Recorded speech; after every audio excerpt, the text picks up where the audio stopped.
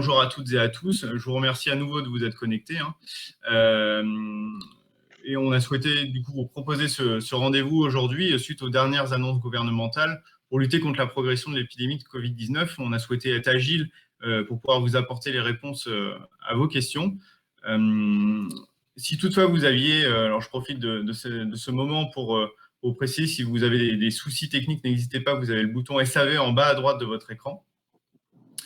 Me concernant, donc, je suis Stéphane Landry, responsable développement client B2B à Charente Tourisme, et je suis donc aujourd'hui accompagné de Maître Laurence Olivier, avocate et directrice associée du cabinet KPMG Avocats La Rochelle. Dans le cadre du dispositif ACT, que nous avons lancé en décembre 2020 avec les offices de tourisme et les EPCI des Charentes, nous souhaitons aujourd'hui vous proposer un éclairage sur le pass sanitaire. Je vous rappelle également que nous allons vous apporter des réponses de la base des éléments dont nous disposons à date, que la situation évolue chaque jour et que les informations d'aujourd'hui peuvent évoluer dès demain, comme vous avez peut-être pu le voir avec les annonces de M. Castex à 13 h. C'est important pour vous, je me permets de vous le dire, de bien communiquer avec vos clientèles, de les rassurer. N'hésitez pas à leur adresser des newsletters, de communiquer via les réseaux sociaux, ce qui permettra de les rassurer sur leur séjour à venir. Concernant les sujets que nous allons aborder, nous traiterons donc la gestion des demandes d'annulation pour vos clientèles, les modalités de contrôle de vos clients à l'arrivée et pendant le séjour, ainsi que la gestion de vos collaborateurs, la gestion de votre personnel. Concernant l'intervention de Maître Laurence Olivier, elle sera d'une durée d'environ 15 minutes et puis on prendra un temps d'une bonne dizaine de minutes pour pouvoir répondre aux questions que vous nous avez adressées en amont de ce webinaire et que vous pouvez également poser librement dans le chat qui est mis à votre disposition. Enfin, je tenais à vous préciser que dans le cadre de l'axe influencer les pouvoirs publics du dispositif ACT, je souhaitais vous inviter à nous adresser vos problématiques terrain que nous porterons aux plus hautes instances par la voix de notre président Stéphane Villin. N'hésitez pas à m'écrire ou à écrire sur notre adresse pro@charentestourisme.com. Maître Laurence Olivier, je vous laisse donc la parole pour les éléments explicatifs sur le pass sanitaire. Bien, merci beaucoup. Donc effectivement, vous l'avez constaté depuis l'intervention d'Emmanuel Macron le 12 juillet qui a annoncé un petit peu cette bombe concernant l'extension du pass sanitaire qui n'existait que pour les événements de plus de 1000 personnes et qu'il a également étendu au café et au restaurant. Eh bien, les choses ont bougé vite, très vite, peut-être même trop vite, puisque cela vous force, vous professionnels, à vous adapter en super urgence. Donc vraiment, là, le but de ce webinaire rapide que nous avons monté vraiment, on va dire, avec agilité et au plus vite, c'est vraiment de faire le point sur la situation présente. Et quand je dis vraiment que les choses bougent vite, elles ont même bougé entre 12h59 et 13h10 suite aux annonces de Jean Castex à la suite du Conseil de défense. Donc aujourd'hui, pour être très clair juridiquement, qu'est-ce qui existe et qu'est-ce qui est mis en place. Aujourd'hui a été donc publié et promulgué le décret du 19 juillet 2021, applicable à compter de ce jour, donc mercredi 21 juillet 2021, depuis aujourd'hui minuit 1, et qui prévoit que un pass sanitaire doit être présenté pour l'accès aux établissements, lieux et événements suivants lorsque ils atteignent un nombre de visiteurs, spectateurs, clients ou passagers au moins égal à 50 personnes. Sont concernés les établissements ayant une activité culturelle, sportive, ludique ou festive et les foires ou salons. Bien, c'est important pour vous puisque cela concerne les piscines notamment. Donc voilà, donc ce décret du 19 juillet 2021 est publié et est applicable aujourd'hui. Sous peine de sanctions, j'y reviendrai. Alors, le Premier ministre et les ministres concernés ont annoncé une tolérance pour la mise en place du pass sanitaire le temps que tout le monde se retourne à peu près, d'une durée à peu près d'une semaine. Donc, on peut penser qu'en cas de contrôle, il y aura une certaine souplesse, mais il importe bien évidemment que vous soyez en ordre de marche relativement rapidement. Donc voilà pour certaines activités, les activités sportives, festives, etc. Et surtout les piscines à partir du moment où la jauge est supérieure à 50 personnes. Alors 50 personnes, a priori, on entend uniquement les adultes, c'est-à-dire les personnes de plus de 18 ans. Deuxième, juridiquement, deuxième chose en cours, c'est ce projet de loi étendant l'obligation de présentation du pass sanitaire, et là pour le coup sans jauge, de 50 personnes, pour les cafés, les restaurants et les salles de sport, y compris ceux qui ont des terrasses. Donc là, ça a été un petit peu la douche froide et ce qui n'était pas bien évidemment prévu. Jean Castex a rappelé tout à l'heure qu'il espérait une promulgation de la loi début août, puisque le projet de loi a été adopté en Conseil des ministres en début de semaine. Il est actuellement en cours d'examen au Parlement, donc Sénat, Assemblée nationale. Il y a eu plus de 600 amendements déposés. Donc évidemment, il y a un jeu de ping-pong entre les différentes oppositions, la majorité parlementaire, etc. Le Conseil d'État a validé en grande partie ce qui était prévu dans le projet de loi. Et désormais, une fois que le projet de loi aura été amendé par les parlementaires, eh bien, il devra passer par les fourches codines du Conseil constitutionnel. Donc, à mon avis, la fin de semaine, cela paraît tout à fait optimiste pour le gouvernement. On sera plutôt sur le début de semaine prochaine, avec le temps de la promulgation début août. Ce qui, avec la tolérance annoncée par le gouvernement, vous laissera, on espère, jusqu'au 8-10 août, j'allais dire, pour pouvoir être vraiment en ordre de bataille. Alors, donc effectivement, c'est vraiment l'extension de ce fameux pass sanitaire en vigueur au moins jusqu'au 30 septembre 2021, puisque le 30 septembre 2021, c'est la date de fin théorique de l'état d'urgence sanitaire que nous connaissons depuis le mois de mars 2020.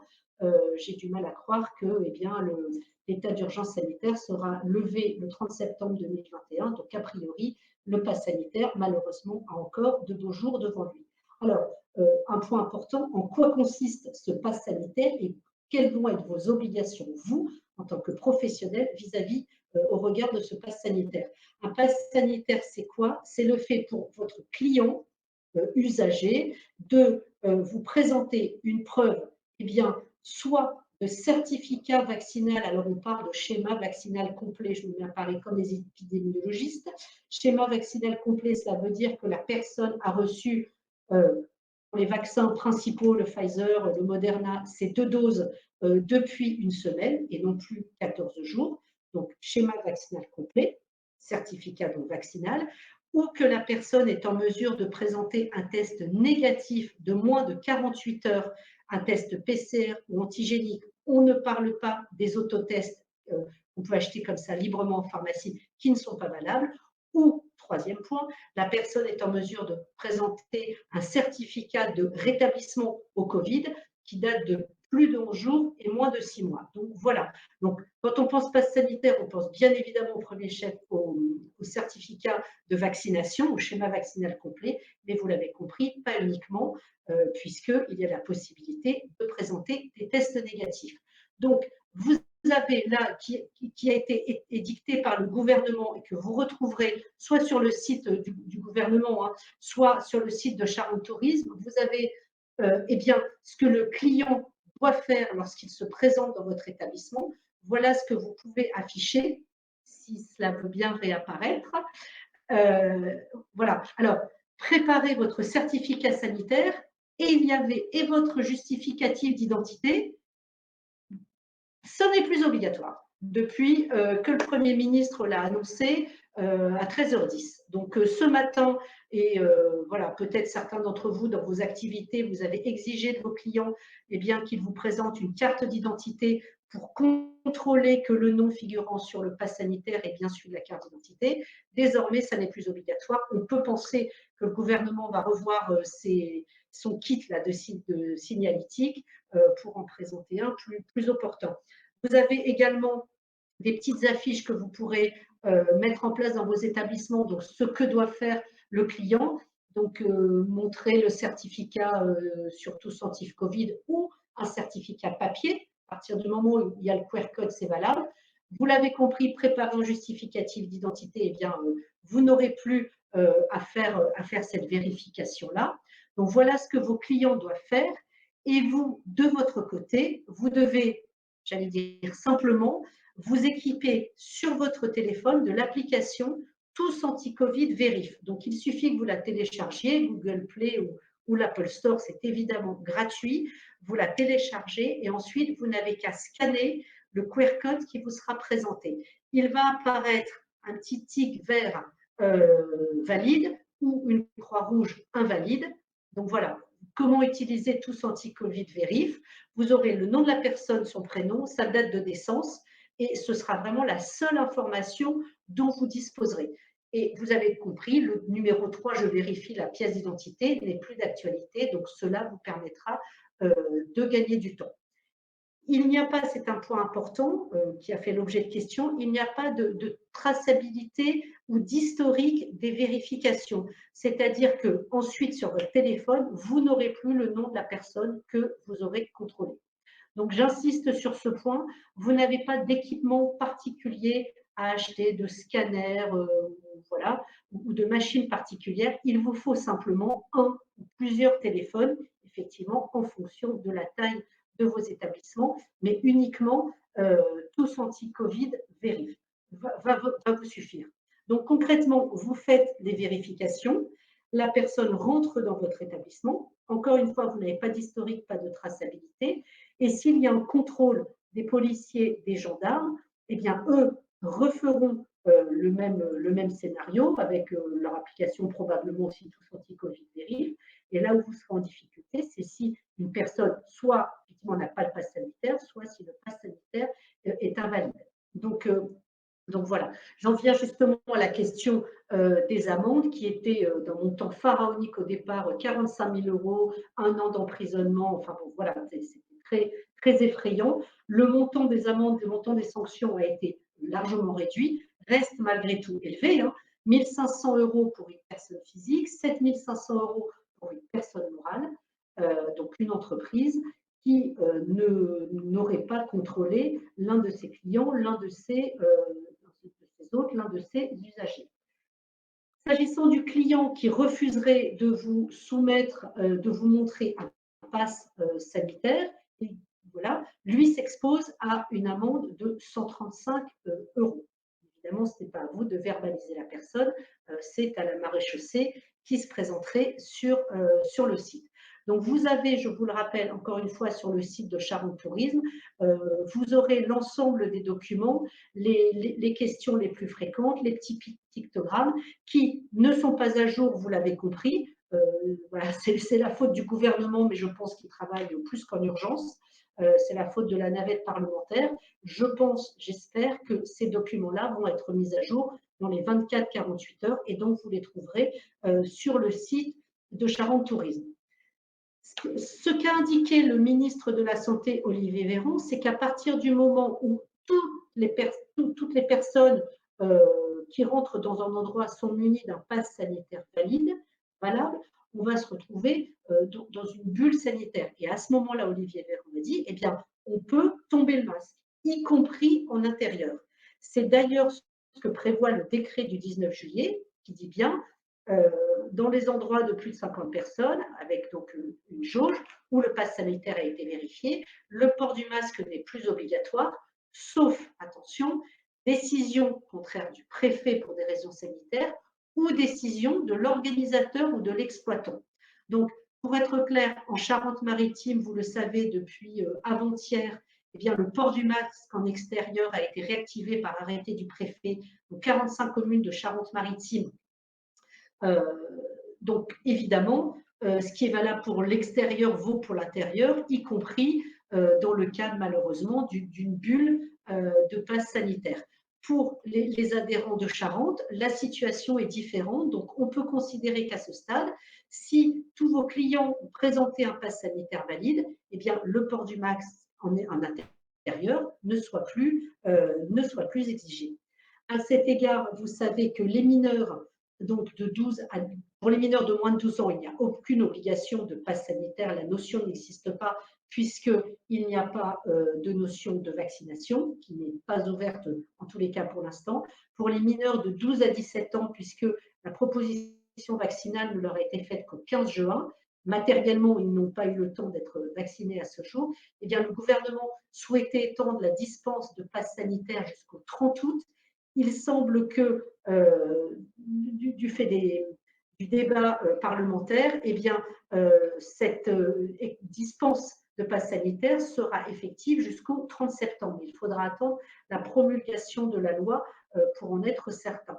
Il est évident pour le coup que si vous avez un doute face à un jeune, enfin un vieux mineur, un adolescent qui vous dit qu'il a 17 ans mais qui a l'air d'avoir 19 ou 20, la précaution là pour le coup voudrait que vous lui demandiez de vous présenter sa carte d'identité.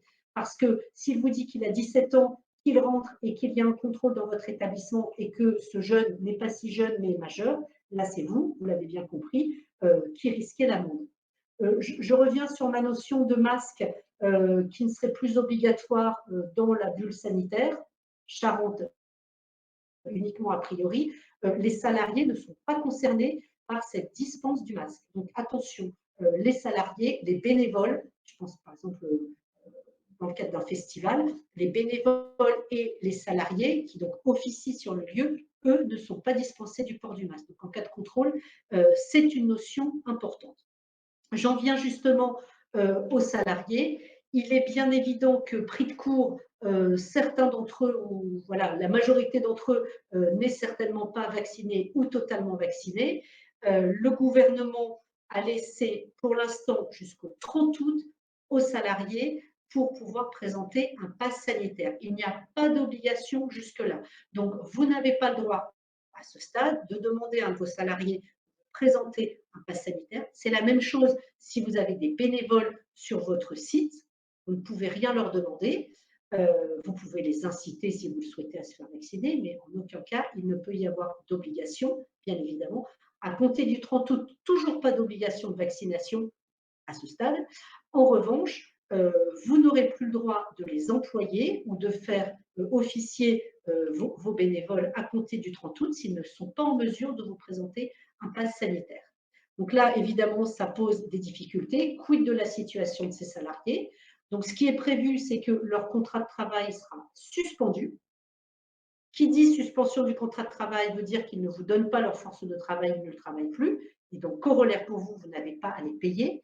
Donc, on pourrait considérer que la situation pourrait s'étendre ad vitam aeternam. Elisabeth Borne, la ministre du Travail, a dit la situation peut durer juste pendant 2 mois. Pendant ces 2 mois, eh bien, on essaiera de trouver des solutions pour que la situation soit la moins douloureuse financièrement parlant pour les salariés. Par exemple, ils vont prendre des congés payés. Par exemple, s'ils ont des RTT, eh bien, ils vont prendre des RTT. Pour le reste, vous l'avez compris, le salarié non vacciné a la possibilité de se faire tester tous les 2 jours et de vous présenter son pass sanitaire valide. Pour le reste, s'il refuse de le faire, eh bien, ce qu'a dit Elisabeth Borne, c'est qu'au bout de 2 mois, vous pourriez entrer en voie de licenciement de ce salarié. À ce moment-là, il y aurait ce qu'on appelle un motif de licenciement sui generis, c'est-à-dire que le motif du licenciement, ce serait le défaut de passe sanitaire. Donc, ce qui veut dire pour vous que si vous licenciez un salarié au bout de 2 mois, à préciser, à vérifier évidemment, une fois que la loi sera promulguée, vous n'aurez pas l'obligation de motiver plus que ça le licenciement et vous ne seriez pas attaqué, vous ne risqueriez pas a priori d'être attaqué devant les prud'hommes par le salarié. En revanche, tout ceci pose une difficulté. D'abord, en premier lieu, vous allez vous priver de votre salarié, dont vous avez certainement bien besoin pour finir la saison, premier point. Et puis, deuxième point surtout, quid du coût du licenciement? On vous a imposé, j'allais dire, le pass sanitaire à vous en tant que professionnel, mais si ce salarié, par exemple, a 15 ans d'ancienneté, son indemnité de licenciement va être élevée et va a priori vous incomber. Alors, des syndicats de professionnels, et notamment l'UMI, est en train de monter au créneau très fortement en disant sur ce point, nous n'avons pas, nous professionnels, nous n'aurons pas, nos professionnels, à supporter le coût des licenciements qui interviendraient pour ce motif. Donc vraiment à voir si, voilà, si le gouvernement bouge sur ce point et si des parlementaires arrivent un petit peu à faire infléchir la position du gouvernement. J'en viens au troisième point, la question épineuse du client, de l'usager, de votre hôte qui se présenterait sur votre site ou qui vous appellerait plus probablement en amont en disant « Ah mais moi je ne suis pas vacciné, je fais comment? Je peux pas, j'ai pas de passe sanitaire, je ne peux pas venir dans votre hébergement, je ne peux pas venir sur votre site, remboursez-moi ou reversez-moi les acomptes que vous avez versés. » Non, vous n'avez pas à le faire puisque la personne au-delà de la vaccination, du schéma vaccinal complet, a la possibilité de vous présenter un test PCR. À ce sujet, l'UNAT, qui est une fédération de l'hôtellerie plénière, a écrit très clairement, après évidemment échange avec le ministre du Tourisme, l'annulation d'un séjour en lien avec le pass sanitaire de la part d'un client ne rentre en aucun cas dans les circonstances exceptionnelles et inévitables ou de force majeure. Donc en clair, sauf à ce que ce soit prévu dans vos conditions générales de vente, sauf à ce que contractuellement vous l'ayez prévu avec votre client, sauf à ce que vous souhaitiez faire un geste commercial, eh bien, la personne qui ne se présenterait pas sur son lieu, par choix, entre guillemets, je mets évidemment les guillemets qui s'imposent, en raison de la non-production d'un pass sanitaire, vous n'êtes pas tenu à un remboursement. Donc ça, c'est un point important.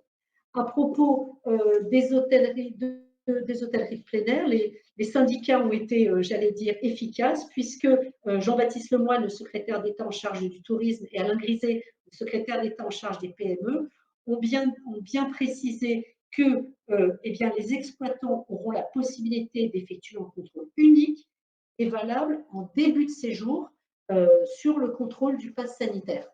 Donc, ça veut dire que vous pourrez faire rentrer vos clients une première fois et on voit par exemple que des campings mettent en place des bracelets spécifiques qu'ils donnent à leurs adhérents qui prouvent bien qu'ils ont présenté un pass sanitaire valable. Eh bien, les clients ensuite ont la liberté d'aller et de venir, y compris d'ailleurs de ressortir, même s'ils n'ont qu'un test PCR, y compris de re-rentrer, mais pour le coup sans présenter de test PCR. On considérera que leur passe sanitaire est valable. Donc, voilà pour ce point. Je viens aux questions que vous aviez posées par écrit.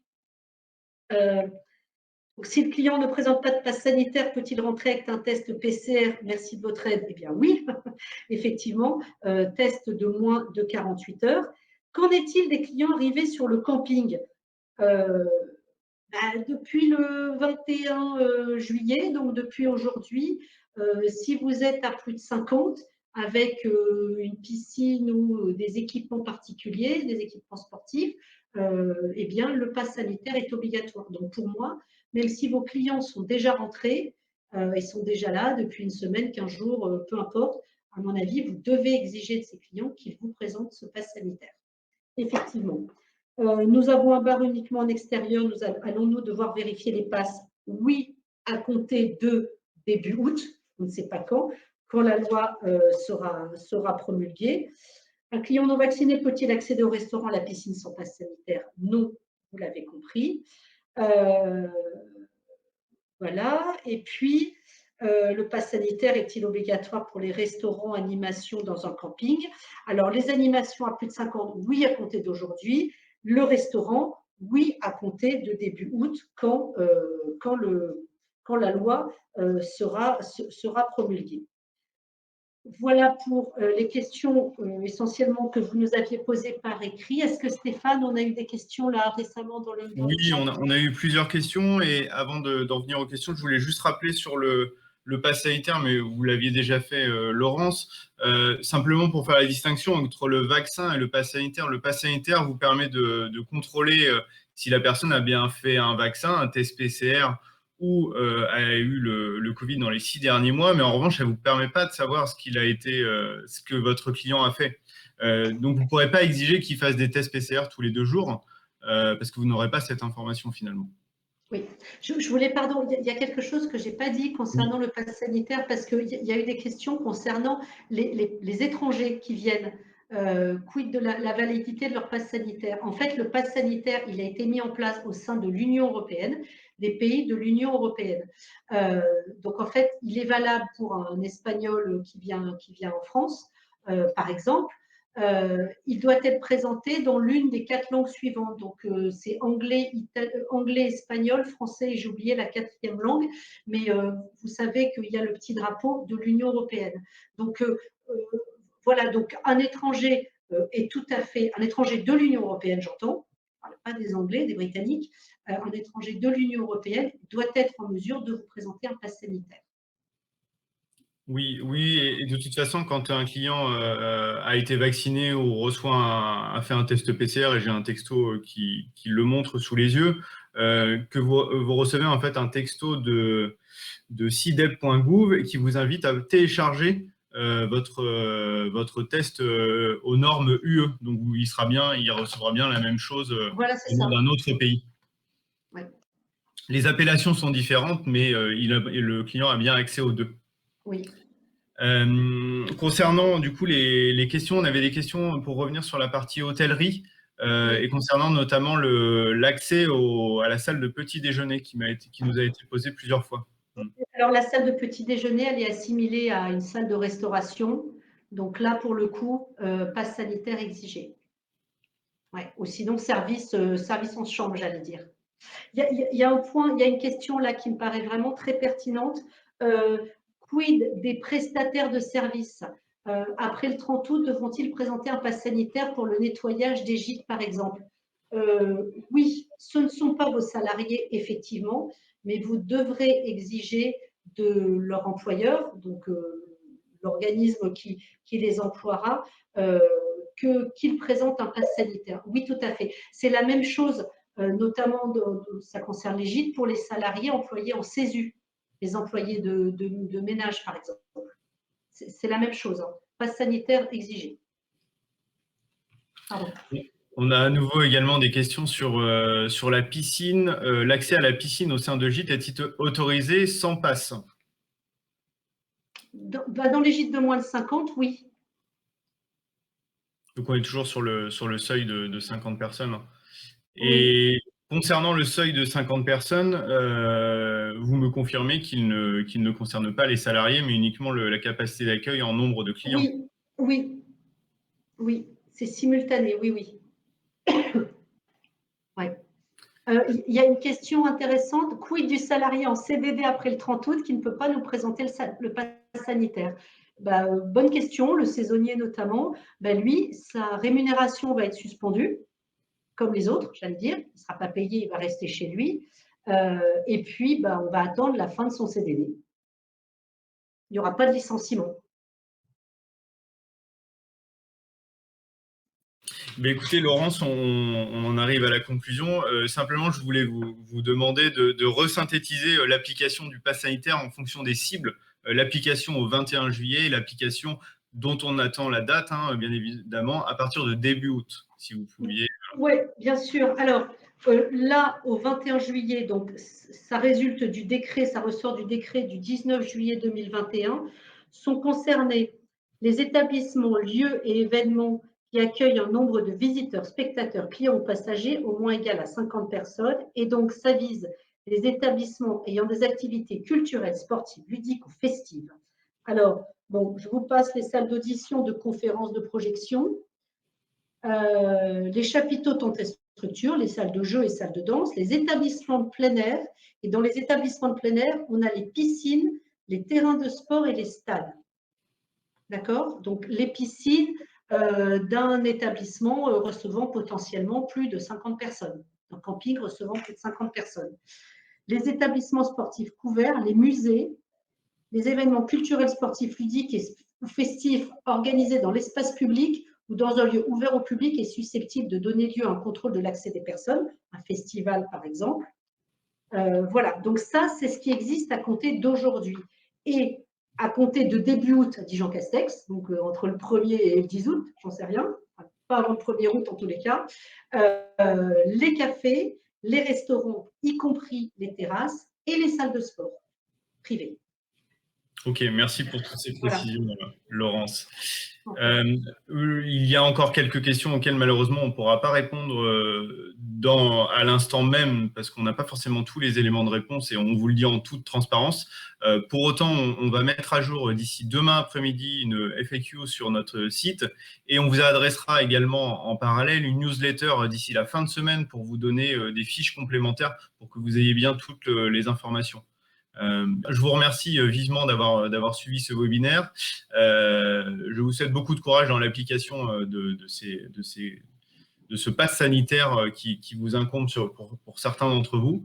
Et puis, je vous souhaite une très belle journée et merci encore. Très bonne journée. Au revoir.